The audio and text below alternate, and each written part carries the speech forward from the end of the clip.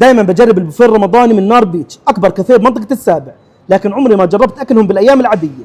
يلا نجربه مع بعض. واذا مش قادرين تيجوا على منطقه السابع اكيد موجودين على تطبيق اشياء. ورح نبلش اول اشي بسلطه نار بيتش. بسم الله ما شاء الله. وبنقول بسم الله.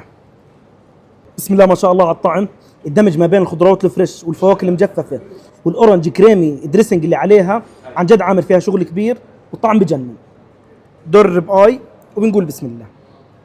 طعم رهيب، عليها بس ملح وفلفل اسود، والبامكن سماش اللي عليها البدل سماش بوتيتو. تعالوا نغمسها مع الباربيكيو. ودور رولات الفاهيتا. طعم رولات فاهيتا بجنن، والسور كريم اللي عليها بارز نكهتها بزياده. اجا دور السالمون. بسم الله ما شاء الله. بنغمسه مع الوايت ليمون صوص.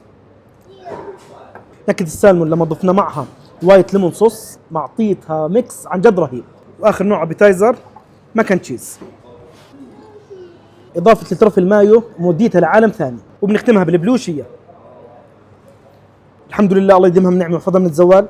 اكل نار بيتش مرتب وزاكي برمضان وغير رمضان كمان.